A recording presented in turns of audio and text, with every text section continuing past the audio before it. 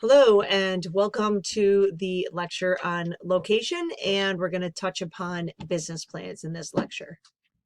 But before we start getting into location and researching neighborhoods, I just wanted to add some information on organization of the information that you gather from the different neighborhoods and communities that you're going to be looking to potentially purchase houses to live in and remodel and then sell, or rehab and rent out, or flip. So just really being able to organize yourself in a system that is going to work for you and your company. If you're old school like me, you still use 3-ring binders. And yes, I still do use 3-ring binders. I actually, in my own practice, in my build world, I use 3-ring binders to organize my projects when I'm going to the job site. I use the plastic sleeves to be able to put certain documents in that I don't want to maybe get messed up on a construction site. So it kind of keeps everything tidy and organized, and I'm able to find the information quickly, answer questions quickly, and or be able to just organize everything that goes along with the construction projects, small or large. I also use it in my office for certain tasks, such as building pulling permits in different communities. So every community is a little bit different. There are some similarities throughout all when you're pulling permits, but there are different ways that the communities in this local area to Springfield, Mass wants us to do it. Everything is actually going virtual, especially after with 2020 and everything that we've gone through in converting almost everything we do into this virtual world. Permits have come around to that as well. So, being able to organize yourself, whether it's old school using those 3-ring binders, or all of the wonderful new information that we have on the internet. Dropbox is one that I use for everything. You can see in this picture over on the right hand side, this was my company, J&R Contractors, shared workspace. So shared workspace, I had multiple people being able to access these folders. Some of them I could hold off from letting all access, like maybe my taxes for the business. Maybe I don't want my employees to see all of those behind the scene information that is for a business owner only. So I can actually choose who can see what files within our company organization here. And within these folders were more folders related to whatever topic it was. You can see, let me go down one page here. If I go into my project files, typically I do by the community, because as construction in the construction industry and even flipping houses, you're probably not going to just stay in one location. You could be going to, whatever radius from where you live around you, whether it's 50 miles or 25 miles, whatever you feel comfortable in your business. Those are going to be the communities that you put in your project folders. And then within the project folders, you'll see I jump down over here. It goes down to the actual client and or address. You could be using different addresses within the city of Chicopee, or you could be using different addresses in the town of Granby, Mass, right? So different towns and cities that you work in, and then breaking those down into the addresses of your projects. And this grows over time. You might not have this at the beginning stages of your business, and that's okay. But just, being able to get into a good organized system from the beginning is really going to make a world of difference for you. And the one other thing, I know some people out there use Google Drive as well. I'm not a large user of this. Again, I use that Dropbox system, and I use my computer system, and then I always back up on an external hard drive. I can't tell people that enough in all of the classes that I teach, because there was a time when I was first getting onto this Dropbox that I was bringing up all of my architectural drawings from my computer and putting them in my design projects folder, and I'm a little bit quick on my computer, so I don't have much patience and I move around pretty quickly, and I accidentally closed Dropbox before it completed the upload of all my design projects. And then of course I went right into my computer and erased all my design projects. So I lost hundreds, well, not hundreds in the 700 to 800 range, but definitely 100 or above drawings that I had throughout the year saved on my all right, so moving on, you get the idea. Organize, organize, organize. Now, location, location, location. Um, these are some great pictures here. They're all so unique and different in their own ways, right? Me, I would love to get my hands on this one down in the right hand corner. I can see this picture, I can see this house needs some love, and the outside needs some love, and the backyard, and it really has the potential for being spruced up. And it actually doesn't look that bad. It's kind of cosmetic, and I can tell it doesn't look that bad because I'm not seeing any sagging coming down on that front porch. If you look at the columns and you look at that horizontal line above those columns, it's pretty straight. So to me, that means that this porch is pretty solid. The roof system, just looking at it, looks pretty solid. It just, you need to see past the exterior sometimes, right? We need to see past what's going on the outside and see the potential of what this could do, and then see the potential of what this could do for the neighborhood. Is it the only house on the street that is like this, that's just in desperate need of somebody being able to take it over and give the house a new life? Or is it a neighborhood that is up and coming, and a house like this would jumpstart other neighbors to start cleaning up their outside spaces and repainting, right? So it could work in a lot of different ways. But beyond the location, looking at the site of the home, yes, we need to look at the neighborhoods, and we need to understand what's happening beyond just the site. We definitely need to take a look at the site as well too. This one up here in the left-hand corner, being on a steep slope. This reminds me of Seattle. In Seattle, Washington. My sister lives out there, and I remember parking. All of the streets are like this that go down towards the center of the city. And I remember parking on a street like this that we were going to our rental house, and I swung open the door, and I felt like it was just going to fall right down the hill. But now, as not as a traveler, but as a business owner for a construction company, to me, this site scares me because I think of water. And even in Seattle, if you're out in Seattle, we all know, we all heard, the stories of how much it rains in Seattle. If you haven't, it's a myth, actually. It is not one of the largest rainfalls of the United States. It sure rains a lot, but it's quite beautiful country out there. But the water anywhere on a site like this would be very scary for me as an investor of property. One, because I would want to know how protected this left-hand side is, this upper side is, because this hill continues up right beyond our site right now that we can't see. And water travels what way? Down. It either comes down from the sky or it comes up from the earth as well too. But in this situation, a lot of it's coming down from the sky, and it's coming down from this hill. So how well has this house sustained the elements thus far, right? Is the foundation in good shape? What kind of water system is going on here to be able to get the water away from the foundation? Things of that nature you really need to be able to look out for. This left-hand side, lower left here, this house is pretty sweet. You know, maybe there's just on the outside, it looks wonderful, kept lawn, you know, not much going on really. It's maybe a little boring for landscape wise. You might want to spruce some of that up, but maybe the inside of this house needs a little bit of work. So, you know, you got a nice outside to look at.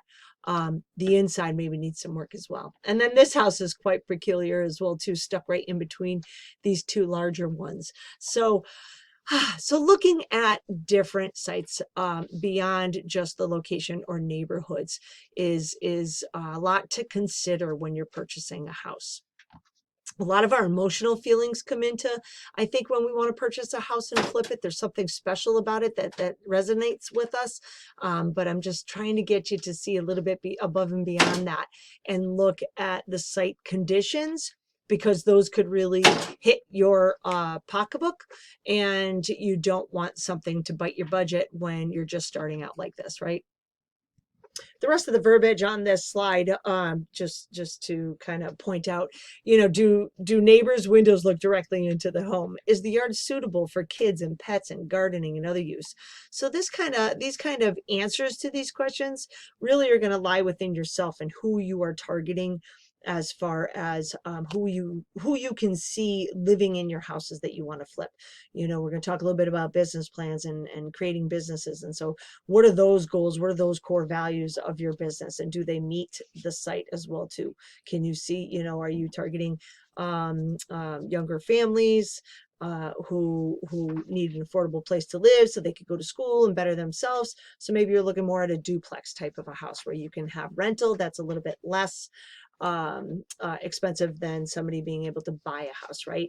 Duplexes are great places to live with for young families who have children and who are going to school and starting their own careers instead of living in apartments. So why not try to do something like that? Or are you targeting first-time homeowners? And is the yard suitable for kids and pets and such?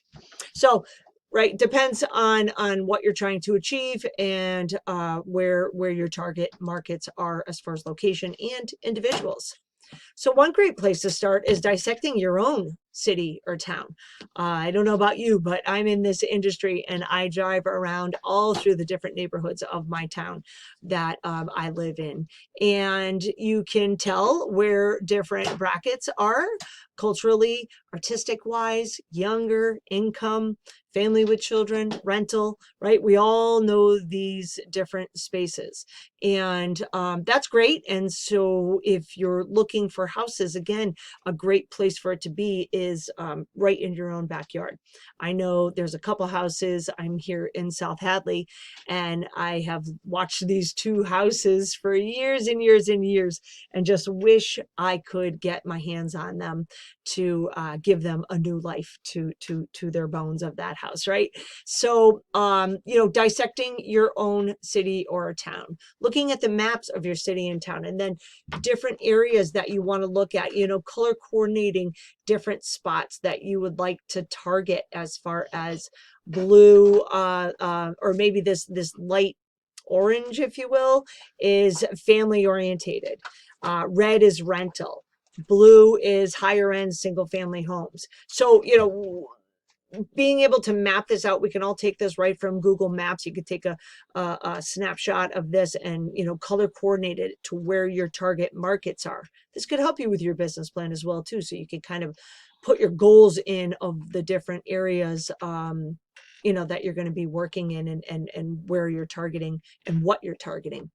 Looking at your own backyard doesn't mean that's where you should buy a flip. But thinking of the advantages when you start closer to home. So yeah, I live in South Hadley, but I could always grab a house in Granby, Mass, or Holyoke, right, which is right over the river.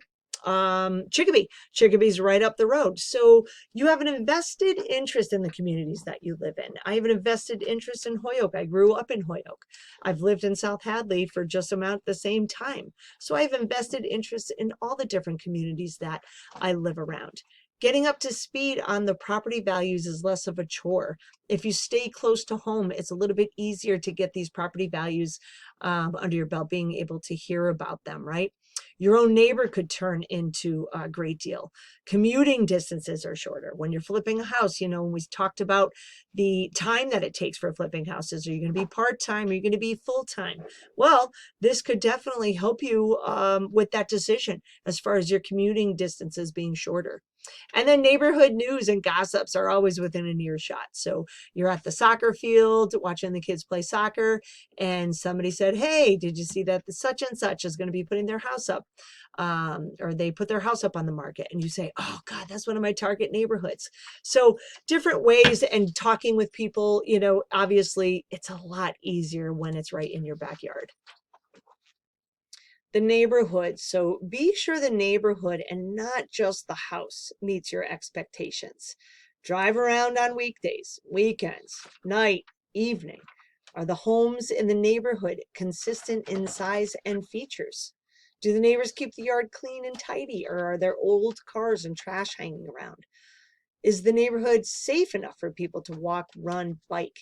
And are there children playing in the yards? So it's again, not to be snoopy or anything, but to be able to drive around these neighborhoods at different times and see the action at different times is going to be able to help you decide if this is going to fit in your overall business theme and your overall business plan, goals, achievements that you want to be able to do. Does it fit? The house might look perfect, but the neighborhood might not meet it. And again, we tend to buy houses in that place that we could see ourselves there, but this is a business, and you have to remember that, right? This is a business.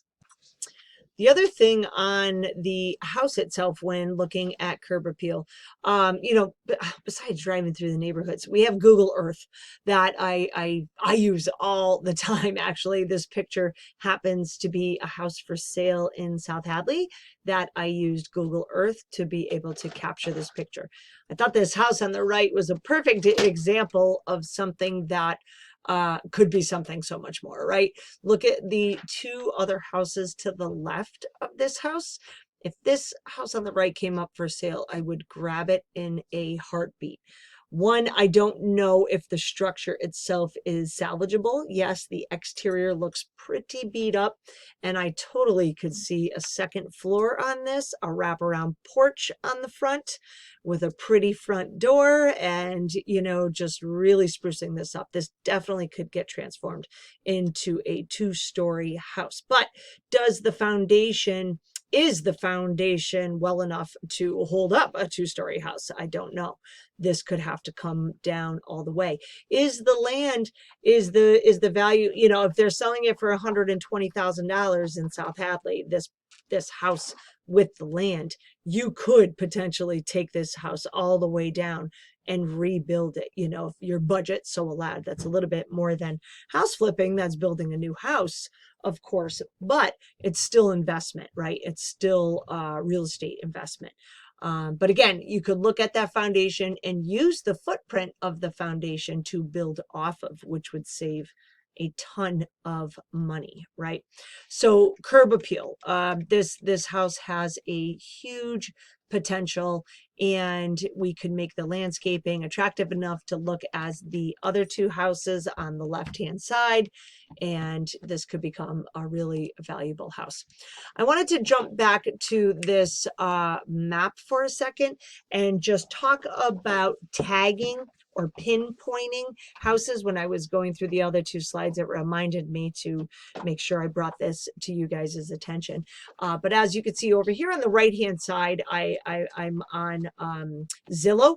You might not know that, so I'm telling you, I'm on the Zillow.com website here, where it actually shows me prices that are for sale of houses, or values, right? Valuation of houses. So the other thing that you could do with a Google map and printing it out and then pinpointing these flipping hotspots, besides the demographic of what and who you want to market and sell these houses for, you also want to be able to figure out which ones to buy and when, right? So steady or rising real estate values is an important one. Great school systems. So, if this map was a little bit larger, do you know about the school systems? Again, dissecting your own city or town, you will have a better sense of what your local school systems look like. So really, great school systems. Low crime rates. Are there low crime rates or are there high crime rates? You might want to tag that area as well too on the map to kind of stay out of that area if that's not your target area to go towards. A decrease in the numbers of homes for rent. So they're becoming more owner occupied homes. Older homes generally requiring more rehab. That one would be a color that was definitely one of my target colors. Areas for aging homeowners who may be downsizing or retiring. I truly believe in aging in place design from the start, but I also believe that we have a huge surplus of really wonderful older homes that were built correctly, but maybe not designed correctly. So they don't allow an aging in place couple or family to be able to stay there and or move in there.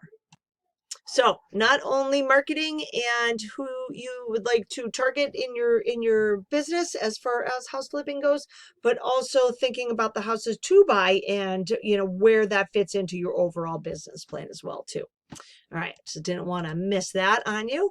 Looking for big ticket items that will hurt the budget. So when you are looking at the houses on these sites in your target neighborhoods, I need you to look for big ticket items that will hurt the budget. Obviously, this left picture with this smiling front porch roof, I mean, this is pretty extreme, let's face it, but that is not a good sign when you see a smile and not that nice horizontal line like I brought up on that other picture. Something serious is going on here. You don't want to see anything smiling on the front of a house. These roof shingles in the middle there, you can see that they're all popping up, right? They're all coming up. They just look like if you touch them, they would crumble. That's excuse me, that is a 100% clear sign that needs a new roof. This picture in the upper right hand corner, you have rubber on the stairs. Actually, this was my house that I ended up living in for quite some time and flipping. I'm going to be showing you a few other pictures on this slideshow in regards to this, but this is a big ticket item. This post, this is a second floor landing. This post is completely rotted out, as well as the finished decking on here is completely rotted out. And there was rubber on the wood stairs to stop the water from penetrating any more into the stairs. There was a first floor porch below these stairs, so water was coming in through there, and it was just deteriorating the stairs tremendously. So this all did get fixed. Oh, I don't know if I have a finished picture of it, unfortunately, to this state, but this is a big ticket item. You have to get a carpenter in here to redo the stairs. A lot of material cost involved in that. You have to take this post out. You have to take these back. Oh gosh, I think we went back 10 feet. You have to make sure the floor joists are not damaged by the water damage that's happened up here. That's allowed it to penetrate through. If so, you have to replace floor joists as well too. All can be done. Cost and time, right? Cost, yes, money and time. Foundations, never, ever, ever, ever buy a house that has a horizontal crack in the foundation. You can have vertical cracks all day long. And unfortunately, we do have cracks in our concrete. Concrete does two things. It gets hard and it cracks. But this crack is something is shifting in the ground underneath it. It is not a stable foundation at all. We probably couldn't even sell a house like this. Gosh, I don't even know. But I would not buy this house. Water in the basement? Well, yes, it's scary and it's a big deal and nobody wants to see water in the basement. But this might not shy away from me from purchasing the house. As long as I had in the budget to be able to get on the outside of this foundation wall, dig down as far as I needed to, check to see if there was moisture or a water barrier on the outside of this foundation wall. If not, I would install it. I would hire somebody to install it, and then make sure that there was a drain installed along this foundation wall. Now, That sounds like a lot, and it is. You have to get an excavator out there. You have to get a company to come in and do that spraying of the waterproofing. And then the excavation company would actually put in the drainage for an exterior wall like this, and then backfill and make it all look pretty. But if you can allow it in your estimate, in your budget, and everything else in this house really, hit all those targets, water wouldn't necessarily scare me as much. There's ways to deal with water properly. All right, so discovering promising features as you're walking through houses. Are you seeing that board type of a wall here? This is gorgeous. I mean, come on, HGTV all the way right here, right? We see this, oh gosh, I'm losing my words right now. But Joanna Gaines, what does she call it? Not beadboard. Shiplap. There it is. Somebody probably already got that while I was talking here. Shiplap. You find shiplap underneath the wall with drywall on it. This could really be a promising feature, especially depending on if it's your style of business that you're trying to achieve here, that farmhouse style or recycling materials, things of that nature. Paint this down or sand it, clean it up, and put some stain on it. Gorgeous, gorgeous. Restore it. Right? Restore these things. I put a couple little things over here on the right-hand side. I am a huge advocate on reclaiming items. My sustainability background in education has taught me that our landfills are full, right? We are people who love material things, and these things always end up in landfills. We waste materials by the way we design and build them. And there's just so much potential to be able to go on these different things, flea markets, tag sales, estate sales, Eco Building Bargain over in Springfield, Mass, Restore in Westfield, a Facebook marketplace. I love picking up furniture pieces on the marketplace and then refurbishing them and bringing them into my house to use them. So a lot of great things, promising features out there that you can reclaim. This left picture is actually the house that I flipped and again lived in for a bit of time and then ended up flipping it. You can see this chimney here that we opened up. There was a wall. You could see there's a beam above it. There was a wall in between and there was two pathways around here. So I removed that wall and put this structural beam up, and this chimney, that I always thought was a headache in the middle of this space to not be able to open this up to make it all one big space, ended up being a really beautiful feature. And I'll show you what we did to it. Let's see, promising features, hardwood floors. If you find hardwood floors, this is pretty disgusting how dirty these were. And look at just starting sanding them. And then this is the finished room afterwards. We went around and we cleaned up all of the wood trim. This isn't always necessarily the most popular, this, leaving trim natural. This house was built in the late 1800s. So for me, trying to keep some of that style of that old school wood trim, wood floors, things of that nature, exposing that brick, keeping these elements alive in this house was really important to me. I went back and forth on painting the trim because my realtor told me everybody wants painted trim. Everybody wants it nice and clean. And I said, I can't do that to this house. It's, a late 1800s house did not have painted trim. So to me, it just didn't make sense. So I did keep the wood trim and I just cleaned it up with some nice wood poly. And we made the floors look just absolutely gorgeous. This is looking through the front door. This was a two-family house when I bought it, actually, and the door to the second floor was right here in this left picture. There's the front door, and the stairs go right up the next to this wall right here where there was the second floor apartment. But anyways, we opened this up and brought it back to a one-family house, which it originally was. So this house went through a lot of transformations before I even bought it. And then, of course, when I bought it, it went through even more transformations.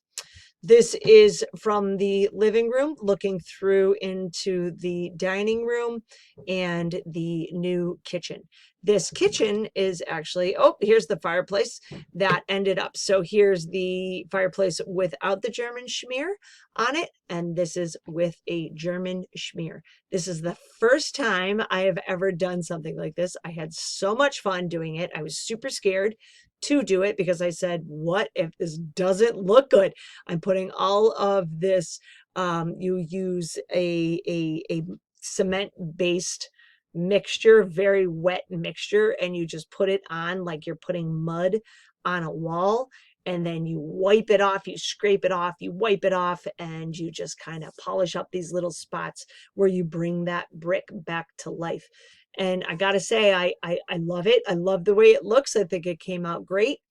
And it was a beautiful feature to be able to create this old school kind of farmhouse like style in this beautiful late 1800s house. The flooring is actually tile. It's tile 12 by 12 squares that look like wood. And again, it's all that different colored wood through here. This wood backing of the cabinetry is actually just plywood that I bought at Home Depot. I don't know if some people might think that there's too many different wood elements going on in here, but I thought it blended nicely with my recycled cabinetry. So yes, this is a reclaimed kitchen. Appliances are new except the fridge. Let me get into another little picture here. Here's in the evening at night. Looking from the dining room over towards that sink area here, this wood on this back wall that I installed horizontally is actually from a barn that was on this property that we had torn down. It was a very old barn. We found wood from 1905, stamped 1905. So we cleaned it up. That was a chore. Cleaning it up was the most disgusting thing, I think, in this whole project. But cleaning it up and then putting some Minwax on it to just kind of seal it and leave it natural. And then I installed it horizontally, and it is just gorgeous. It was so much fun to do. And like I said, one of the dirtiest jobs of this kitchen remodel, but one of the best. I also put it up here on this beam, if you can see right here on the right picture with the chimney. And then we also wrapped the chimney top and bottom just to kind of finish those details up with that same old school wood. Look at the beautiful cabinetry. Again, this is a reclaimed kitchen that I reorganized to fit this space. Let's see, here's a great picture of that island again. This was from the laundry room looking through into the kitchen area. And this is the fridge. This is a Sub-Zero fridge. Sub-Zero, I would never buy a Sub-Zero fridge. I could never afford a Sub-Zero fridge, really top of the line appliance. And it actually came with this kitchen. So I got these upper cabinets, this fridge. This was a pantry. You can see that I have some glass cabinetry, as well as these big, beautiful drawers, the ones around the sink, around the island. Yeah, all of the cabinetry that you see, plus a little bit more that I had installed in the laundry room, was about $6,000. The appliances besides the fridge, besides this gorgeous fridge, I had a double oven, Miele double oven, and a Wolf cooktop that I sold. And I sold the oven for $1,200, and I'd sold the Miele cooktop for $500, 5, 6, 7. So that's $1,700 off of the $6,000 I originally purchased for these cabinetries and appliances. And so there you go. Yeah, I was at about $4,000, right? These little cabinets on either side on the lower end, we built. The wood, there's a wood cutting board top that I actually found at Eco Building Bargain that we cut down and used on either side of this. And then the granite was from it wasn't from Home Depot, it was from one of the other places that you can purchase tops from. I'm sorry, I'm having a mind blank talking too much here at 33 minutes. But anyways, so about $4,000 to get all of the cabinetry and this amazing fridge and all of the labor and everything else that it took to put into this kitchen is really what sold this house tremendously. And the love for the old, old style that we kept. The family that moved in here, the woman in particular, was super excited about keeping in the feel of that 1800. I mean, it's not legit from the 1800s. There are some features in here that obviously were upgraded, but she loved that it was still the wood trim, and all the different details of the kitchen really just sold this house. Okay, so talking about business plans real quick to wrap up this lecture. I have 3 slides here to give you about this. Why am I talking about a business plan in house flipping class? And I'm only talking about it a little bit because I just want to get it into your mind. This could be a whole 6 weeks on how to write a business plan. And if you ever get a chance to do so, I highly suggest it. It really is a valuable document and exercise for you to do when starting a new house flipping real estate business. I think some people, when you think about this house flipping business and we see these glamorous things on HGTV, it's not all about real estate investing and doing these home renovations. There's a huge other side that is so less glamorous. And it's called running the business. And a business plan in it itself is a task. I actually took a marketing, I think it was a marketing business plan type of course through UMass. It was on the continuing education program. And so I spent about 14 weeks looking at marketing and looking at actually building my own business plan. And 14 weeks of a lot of reading, a lot of writing, a lot of critique, and a lot of rewriting. And really, it came together nicely. And I'm going to share some of the other details of it. But running a business is not easy at all.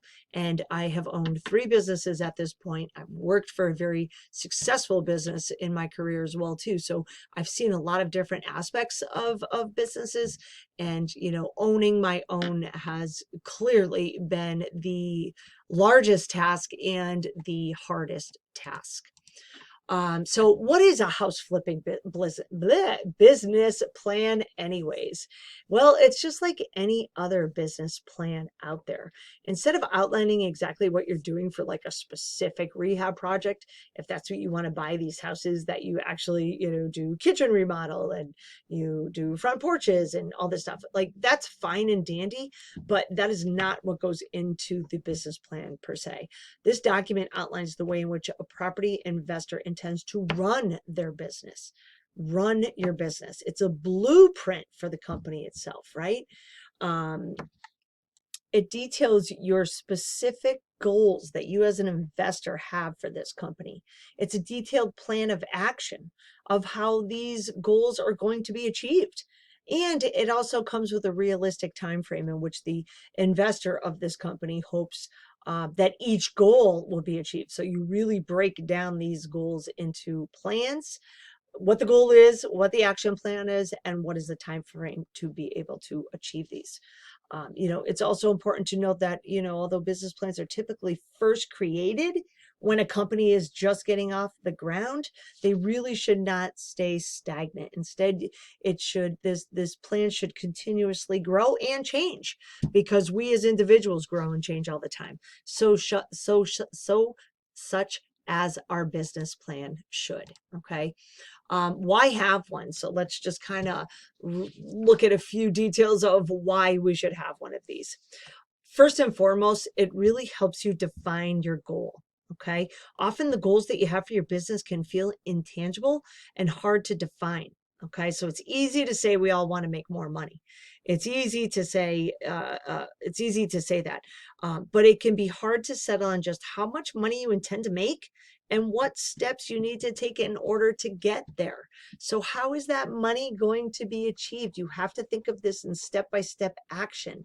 Again, we're doing this not to not make money. We're doing this to make money. This is a business, right? This is a business venture that you're doing to help your family grow financially and be more stable as entrepreneurs.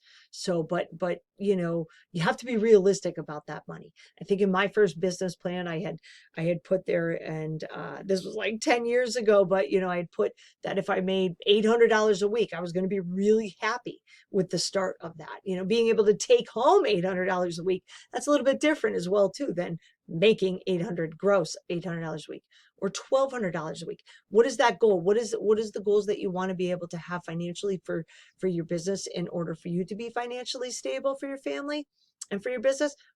How are you going to achieve that? So again, just really getting down to taking that step back and thinking objectively about the key elements of your business in order to make money. In order to formulate that business plan that works, you need to create specific and measurable goals, as well as a plan for how you intend to achieve them in the future. So the second part of why is it creates a roadmap for your business. Like I said, starting a business is not easy. There's a lot of different moving parts that you need to be aware of and have in place. So this keeps you aligned with your goals. You can always go back to this business plan and look at those goals, and it helps really keep you in line to those, right? It helps in the early stages also of running and growing your business. In many cases, it acts as that roadmap to making important decisions by aiming you to keep in line with those goals. Last and not least, but it makes you a more legitimate. It makes your business seem more legitimate in the eyes of potential business partners. And this happened to me. It's a sign of legitimacy, often asked by investors or potential business partners so they can evaluate whether to be involved in your business or not, because it really goes through executive summaries, brief overviews, your business goals, your organization structure, your history and the company, important members of the team who you would like to have in there, a mission statement, financial strategies, marketing strategies. So all of these different things that you're envisioning to be able to define those goals, meet those goals, and achieve these goals within your business. A potential business partner or an investor, when they read this, they really see that you've taken the time to analyze your business properly to the point where they would either say, yes, I do want to be a part of this, or no, I'm not interested in being a part of this. And you can move on. It did happen to me in one of the businesses that I owned. I was just getting out on my own as a project manager, trying to be a general contractor. And there was a established company locally that I caught their eye doing some projects, and they approached me and asked me questions. And then we ended up working together for a while. And I mentioned I had this business plan, this class that I was taking at UMass, and this business plan, and they asked to read it. And when they read it, I was approached within, hours of them reading it to have a lunch and to sit down and talk about a partnership. And I became 50% owner of that company. We ended up with 13 employees under us.